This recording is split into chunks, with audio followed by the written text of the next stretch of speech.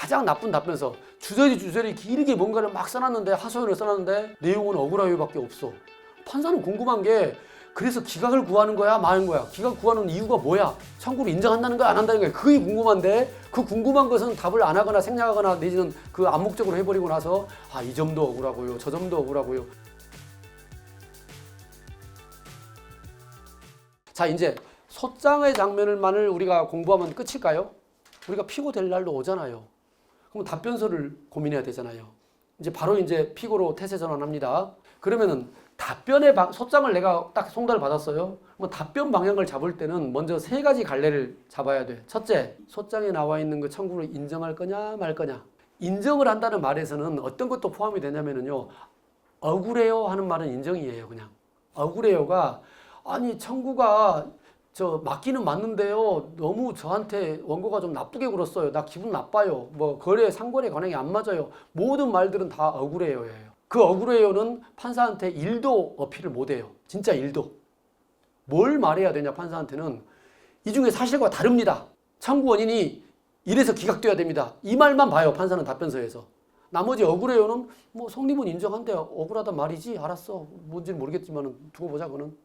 그러면 판사는 뭘 찾고 있냐면은 원고가 청구하는 것의 내용을 인정한다는 거야 만다는 거야 그것만 봐요. 답변서에서. 그러면은 가장 나쁜 답변서 주저리 길게 뭔가를 막 써놨는데 하소연을 써놨는데 내용은 억울하요밖에 없어. 그건 아주 별로 못 쓴 답변서예요.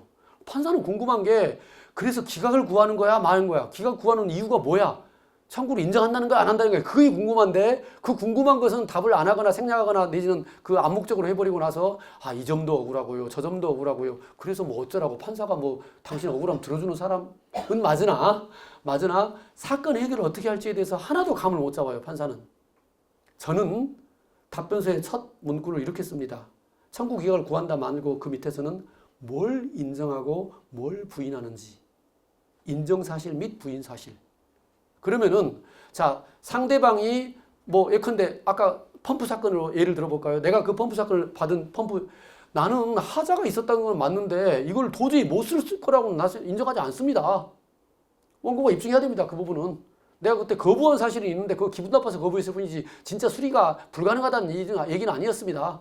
예를 들면은 그게 키포인트지. 아, 저도 할 대로 다 노력은 했거든요. 아, 이 정도면 다 괜찮아요. 이런 말들은 아무 소용이 없다는 얘기예요. 따라서 주의할 거 원고 청구는 인정하는데 이런 점이 억울합니다의 얘기는 진짜 1도 가산점이 안 된다는 거. 그러면은 뭘 부정하는데 따라서 내가 어떤 거를 다투려고 합니다. 이거를 명확히 해 주셔야만 돼요. 따라서 사람들이 답변서는 그냥 두리뭉실 쓰면 다 답인 줄 아는데요. 저는 그런 두리뭉술한 답변서는 판사도 싫어하고 재판도 더 교착 상태에 빠지게 만들 뿐입니다. 오히려 아, 얘가 할 말이 없어서 이렇게 두리뭉실 쓰고 있구나 하는 인상을 줘요. 나쁜 인상이에요. 피고 입장에서는. 차라리 선명하게 아싸리하게 인정할 거 주고 받을 거 없고 해가지고 난 여기서 딱 방어막 치겠다 하고 선명하게 드러나는 게 좋아요. 물론 어떤 사건에서는 아, 변호사님 그게 선명하지가 않아요. 상대방이 가진 증거에 따라서 이렇게 들을 수 있고요. 저렇게 들을 수 있고요. 아, 그럼 중간으로 먼저 시작해 봅시다. 근데 상대방 증거가 나오는 정도에 따라서 우리가 뭘로 방어선을 칠지를 명확히 합시다. 그거를 전략의 혼동이라고 하는데요. 처음에 이렇게 썼다가 보통 이제 재판할 때 변호사들도 많이 써먹는 방법인데요. 좋아요. 가질 수 있는 모든 카드를 다 가져와 보세요. 5개의 카드. 항변 1, 2, 3, 4. 별로 안 좋아요. 그 5개의 카드가 다 작동되고 있냐? 아니요. 재판부는 뭘 이렇게 많이 가져왔어? 할 말이 별로 없구나 이거밖에. 차라리 그 카드에서 가장 쓸만한 똘똘한 카드 3개를 남기고 2개를 버려요. 나 같으면은. 그래가지고 3개가 안 막아질 때 마지막에 한 번 더 재사용할까 말까는 고민인 거지. 버린 카드 재사용해봐야 뭐 그게 얼마나 더 승률이 높아지겠어요? 그러면은 가장 똘똘하게 막을 수 있는 1, 2번으로 딱 막아내지면은 그게 막아지는 거고 안 막아지면은 이제 질 가능성이 높아지는 거예요. 그만큼. 그거를 이론적으로 변호사들이 생각할 때가 많아요. 무슨 말이냐면은 그게 일단 보기는 좋거든. 항변 1, 항변 2, 항변 3, 항변 4 이걸로 막으면 저걸로 막으면 저걸로 잡다구려 해보여요. 재판부는 아, 얘가 할 말은 많은데 참 형식적이군. 또는 아, 할 말이 없으니까 이것저것 다 갖다 붙였군 하는 선입견으로 저는 보여져요. 그렇다면은 훨씬 더 저는 압축적이고 이 집약된 방어가 낫지 않겠냐 하는 전략을 일반적으로 제한합니다. 다만 저도 케이스 바이 케이스죠. 그래서 사건이 아주 복잡한데 이것도 가능하고 저것도 가능한데 이거 다 묘사해 주세요. 어쩔 수 없죠 뭐. 그럴 때는 다 카드를 내야죠. 왜냐하면 카드를 버리는 순간은 또 안 되는 거니까요. 제가 이제 하나 제 실수담을 또 얘기를 해볼게요. 직무발병 보상금 소송을 하는데 직무발병 보상금 소송은 뭔지는 아시죠? 우리 회사에 소속해 있던 근로자가 연구소에서 특허를 냈어요. 그러면은 그리고 퇴직을 해버렸어. 근데 퇴직 안 하고 있어도 직무발병 보상금은 줘야 되는데 보통 직장에 있을 때는 청구를 안 하다가 퇴직한 후에 청구하죠. 그러면 이제 그 특허가 잘 나가고 있어요. 현재도 팔리고 있는. 그랬을 때 실시보상금을 다 주시오. 왜냐면은 그때 그냥 실적보상으로 저 특허 잘 냈어요. 50만 원 이거 준 게 다거든요. 근데 실제로 이 실시에 의해서 회사의 이득은 훨씬 많잖아요. 몇백억 벌었잖아요. 그거 일부 나눠주세요. 이게 직무발병 보상금이에요. 그랬을 때 제가 이제 실사건에서 A란 특허가 1번 특허가 있고 2번 특허가 있었어요. 이 두 가지 특허에 대해서 원고로서 직무발병 보상금을 이거는 3억, 이거는 5억 해가지고 8억을 청구하는 장면. 근데 이 특허를 가지고 입증을 하다 보니까 1번 특허에서 흠결이 하나 보인 거예요. 이게 비즈니스 모델 특허인데 이게 보통 특허를 이 변리사들이 청구할 때 어쨌든 심사에 청구하려고 굉장히 권리를 좁혀놓은 경우가 있거든요. 그게 이 경우인 거예요, 하필. 사실 안 써도 되는 내용 하나가 더 들어가 있어가지고. 근데 아까도 말했지만 특허는 모든 구성 요건을 다 구비해야지만 침해가 되기 때문에 그거를 안 써버린 순간은 이 특허가 갑자기 값어치가 확 떨어지는 거예요. 너무 바늘구멍만한 특허 권리 범위가 작아서요.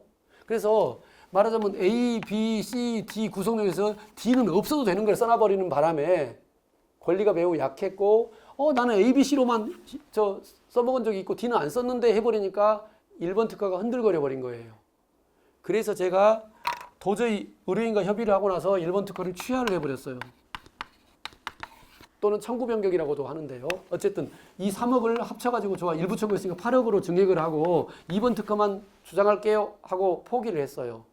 그런데 이후에 다른 이제 판례를 검색하다 보니까 이런 게 있는 거예요. 하급심 판례인데 직무발병 보상 과정에서는 특허의 완벽한 실시는 아니어도 괜찮다. 그러니까 이건 다릅니다. 특허 침해하고 발명 보상금은 논리가 다르잖아요. 그래서 저는 특허 침해에만 익숙해 왔던 차라 보상금에서는 완전한 실시가 아니어도 독점적 실시권을 기여할 정도의 기여도가 있으면 보상금을 줘야 된다. 이게 수원지방법원 하급심 판례로 뒤늦게 찾아진 거예요. 취하한 걸 어떻게 담을까요?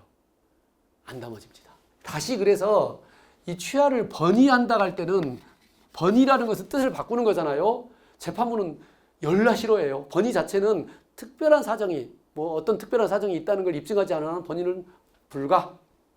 그 다음에 청구 변경으로 돌아가면은 어떻게 되냐면은 다시 이렇게 되는 거예요. 2번 특허만 하나만 남은 상태에서 1번 특허가 청구 취지에 동일성이 있냐? 그냥 병합됐을 사건인 것이지 그 둘의 연관성이 따로 있지는 않거든요. 다른 시기에 다른 특허인데요. 청구 변경이 불어. 그럼 어떻게 됩니까? 별소 제기를 해가지고 다시 합쳐야 돼요. 제가 무슨 얘기를 하고 싶냐면요. 답변에서 방향을 잘못 잡고 또 사실은 이걸 취한 것은 답변서에서 취한 게 아니었고요. 상대방의 입증을 보고 이건 도저히 자신 없어 해서 3번째 기일 만에 취하를 했는데 4번째, 5번째 기일에 가서 되살리려니까 허용을 안 해주는 거예요. 그러면 3번째 취하하실 때 잘 검토를 하셨어야지요. 물론 제가 판례를 못 봤는데 뒤늦게 왔는데 어떡합니까? 그런 이슈가 있다는 거예요. 물론 권리를 잃지는 않고 별소를 제기해서 다시 합치는 것은 이제 이슈는 이슈인데 다시 합칠 때 또 어떤 이슈가 있을까요? 3억으로 하면은 단독으로 가버려요.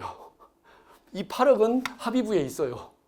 그러면은 이 두 개를 합치려면은 5억 이상을 일부러 써내야 돼. 1번 특허에 대해서. 고민하고 있습니다. 자, 그런 딜레마들이 발생할 수 있기 때문에 실제로 답변과 그 방어 예박을 어디다 치고 포기할지 말지는 선명해야 돼요, 의견이.